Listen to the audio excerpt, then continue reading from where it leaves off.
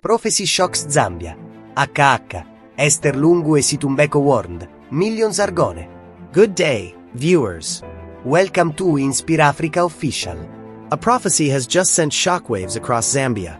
A prophecy that mentions President Hakainde Hichilema, former First Lady Esther Lungu, and Finance Minister Situmbeko Musokotwane. All in one chilling message. It speaks of a great fall, of millions lost, and of a nation standing at the crossroads of divine warning and political turmoil. But what exactly was said? And who delivered this prophecy? Tonight, we break down the message, the reactions, and the facts, separating faith from fear. Picture this: a nation standing at a crossroads. A prophecy delivered with chilling precision. 3 names called out from the pulpit. Names that echo through State House, through the former First Lady's residence, and through the Ministry of Finance. President Hakainde Hichilema. The widow Esther Lungu. Finance Minister Dr. Situmbeko Musokotwane. What connects these 3 figures in the spiritual warnings now reverberating across Zambia? What does it mean when a prophet declares before thousands that millions are gone, vanished like morning mist over the Zambezi? Is this a divine warning about financial impropriety? Or something far more sinister? When spiritual voices begin to speak about missing millions in a nation already grappling with debt restructuring, electricity shortages, and political tensions, should we dismiss it as mere theater, or is there truth hidden beneath the prophecy? What happens when the supernatural intersects with national treasury? When visions speak of accountability? When warnings are issued not in parliament, but from the altar? And perhaps the most troubling question of all: if millions have indeed disappeared, who took them, where did they go, and why are 3 of Zambia's most prominent figures being named in the same prophetic breath? The revelation came to light during a prophetic service that has since gone viral across Zambian social media platforms, reaching millions of citizens desperate for answers in these turbulent times. The context cannot be separated from Zambia's current political climate. Since President Hakainde Hichilema assumed office in August 2021, promising zero tolerance for corruption and transparency in governance, the nation has witnessed a complex dance between accountability and accusations. The president who defeated Edgar Chagwa Lungu, himself now deceased as of June 2025, inherited an economy in distress, foreign reserves depleted, and a debt burden that led Zambia to become the first African nation to default during the COVID-19 pandemic. Enter Finance Minister Dr. Situmbeko Musokotwane, the architect of Zambia's debt restructuring efforts. The man who has been defending his ministry's claim that 94% of eligible debt has been successfully restructured, even as critics like Mulna Kapwepwe have questioned these figures publicly. The minister who stands before Parliament declaring economic progress while ordinary Zambians struggle with load shedding that can last up to 18 hours a day. And then there is Esther Lungu, the former First Lady, whose name has dominated headlines for reasons far beyond the traditional mourning of a president. Her late husband's body has remained in South Africa since his death in June 2025, caught in a legal and political quagmire between the Lungu family's wishes and the Zambian government's insistence on protocol. Accusations and counter-accusations have flown like arrows. Allegations of stolen wealth, of corruption during the Lungu administration, of millions that allegedly went missing during their time in State House. The prophecy emerged in this charged atmosphere, sometime in late October 2025, delivered by a prophet whose identity remains a subject of intense speculation. The warning was specific: financial impropriety at the highest levels, missing funds, a spiritual reckoning coming for those who have mishandled public resources. Social media platforms erupted. WhatsApp messages pinged across the nation. Facebook posts were shared thousands of times.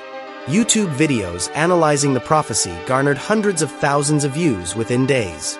The phrase "millions are gone" became a hashtag, a rallying cry, a question that demanded answers. The timing could not have been more significant. Zambia stands on the precipice of the 2026 elections. Political tensions are at a fever pitch. The opposition Patriotic Front, still reeling from their defeat and the loss of their leader Edgar Lungu, sees opportunity. Government supporters dismiss the prophecy as political manipulation. Independent observers demand investigation. The prophet's words, captured on video and now circulating widely, paint a vivid picture of divine displeasure. I saw in the spirit realm. I saw coffers empty. I saw hands reaching into the treasury of the nation. Three names were shown to me, not by my own understanding, but by revelation. The President, the former First Lady, and the Minister of Finance. And I heard a voice saying, "Where are the millions? The people cry for bread, for electricity, for water, but where are the millions?" The prophet continued, his voice rising with intensity. "This is not about politics. This is not about PF or UPND. This is about accountability before God. When you stand before the people and say, 'We have restructured the debt, we have brought progress, but the people still suffer.' When you export Mayalai meal while Zambians pay inflated prices for their staple food. When you export electricity for profit while your own citizens endure load shedding. Where are the millions?" One viewer's comment on the viral video captured the sentiment of many. This prophet is speaking what we've been thinking. We voted for change in 2021. We believed the promises. But now, we're asking the same questions. Where is the money going? A political analyst, speaking on condition of anonymity to Generation TV Zambia, offered this assessment. "Look, prophecies in Zambia have always carried political weight. We're a deeply Christian nation. When a prophet speaks about missing millions and names specific leaders, it resonates because people are living the reality of economic hardship. Whether it's true or not becomes almost secondary to the fact that it speaks to people's lived experiences."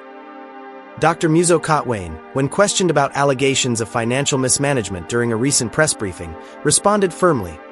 "The truth is that 94% of Zambia's eligible debt has been restructured. The government has not lied about its achievements. Today, we are resolving the debt crisis with visible and verifiable progress.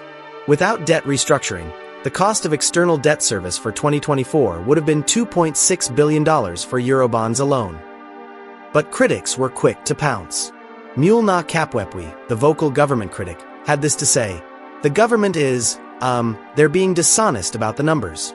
The report I've seen suggests only 44% of debt has been covered, not 94%. So where is this progress they keep talking about? Where are the tangible results that ordinary Zambians can feel in their pockets?" Regarding Esther Lungu, the allegations have been even more direct. Political commentator Sikale wrote in a widely circulated opinion piece, "The Lungu family accumulated wealth that cannot be explained by legitimate means. Now, with Edgar gone, questions about where those millions went have only intensified. The prophecy is asking what Zambians have been asking for years." A member of the Lungu family, speaking through their lawyer Makibi Zulu, pushed back, "This is character assassination. This is using spirituality to advance a political agenda. Madam Esther Lungu is a widow mourning her husband. These accusations about stolen millions. Where is the evidence? If there's evidence, take it to court. Otherwise, this is just propaganda." President Hichilema himself has remained publicly silent about the specific prophecy, though his administration has continued to emphasize its anti-corruption credentials. In a recent address, he stated, "We shall have zero tolerance for corruption. This administration is committed to transparency and accountability at every level of government." Yet skeptics point to recent arrests of opposition figures, journalists, and activists as evidence of what they call selective justice. As one detained journalist, Thomas Allens Gambo, told supporters before his arrest, "I'm being targeted for asking questions about property allegedly linked to the president. If this is transparency, then words have lost their meaning." The prophecy has also found defenders among ordinary citizens. A market vendor in Lusaka's Soweto market told a local news crew, "We don't need a prophet to tell us money is missing. We feel it every day.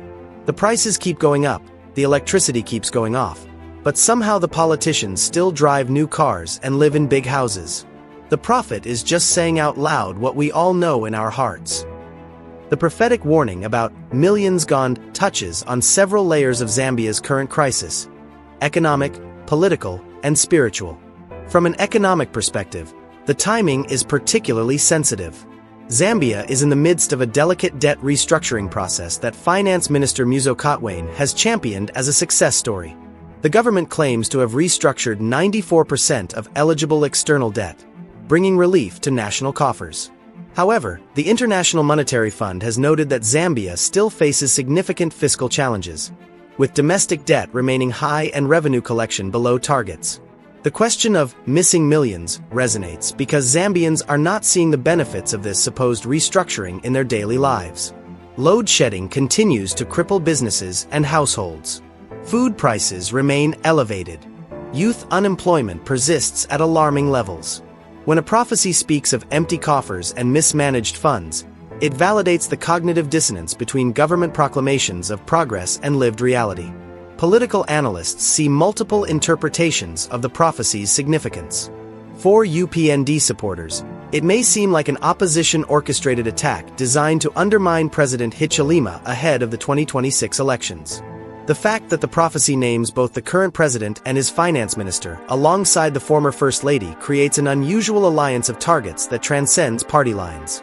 For PF loyalists still mourning Edgar Lungu, the prophecy's inclusion of Esther Lungu might be seen as vindication, proof that even spiritual forces recognize the persecution of the Lungu family by the current administration. Yet it's also problematic because it potentially validates long-standing corruption allegations against the Lungu administration. For independent voters and civil society, the prophecy represents something else entirely, a cry for accountability that neither administration has adequately provided. We've had corruption under PF, and now we're seeing questionable practices under UPND, says a prominent civil society leader who requested anonymity. The prophecy names figures from both sides because the problem is systemic, not partisan. The legal implications are also worth examining. Can a prophecy constitute grounds for investigation? Zambia's Anti-Corruption Commission has statutory authority to investigate allegations of financial impropriety, but spiritual revelations don't meet the standard of evidence required for prosecutions. However, if the prophecy inspires whistleblowers to come forward with concrete information, it could catalyze genuine accountability mechanisms. Religious leaders across Zambia have been divided in their response. Some mainstream church leaders have distanced themselves from the prophecy, warning against the politicization of spiritual gifts. Bishop Nazo of the South African Council of Churches Zambian chapter noted, "We must be careful about prophecies that name specific individuals without concrete evidence. The gift of prophecy is sacred and should not be weaponized for political purposes." Other charismatic and Pentecostal leaders have defended the prophet's right to speak. Throughout biblical history, prophets named kings and rulers who had gone astray, argues one Lusaka-based pastor. Nathan confronted David. Elijah confronted Ahab. If God is speaking about corruption in high places, who are we to silence that voice? The international dimension cannot be ignored either. Zambia's creditors, the bondholders who have agreed to debt restructuring, the multilateral institutions providing budget support, the bilateral partners offering development assistance, are watching carefully. Any whiff of renewed corruption or financial mismanagement could jeopardize the fragile economic recovery. A prophecy that goes viral and raises questions about missing millions, even without proof, can impact investor confidence and Zambia's ability to access international capital markets. Then there's the unresolved question of Edgar Lungu's burial, which continues to cast a shadow over national politics. The dispute between the Lungu family and the Hichilema government has taken on almost Shakespearean dimensions. A dead president whose body becomes a political football, allegations of stolen wealth, a widow fighting for control of her husband's final resting place. The prophecy's inclusion of Esther Lungu cannot be separated from this ongoing drama. Some observers see a troubling pattern: the weaponization of both spiritual and legal instruments for political ends. Whether it's prophets naming names or prosecutors selectively targeting opposition figures, we're in dangerous territory, warns a constitutional law expert. A democracy requires that accountability mechanisms operate with integrity, not as tools of convenience. Viewers, what we've explored today is more than just another prophecy or another political scandal.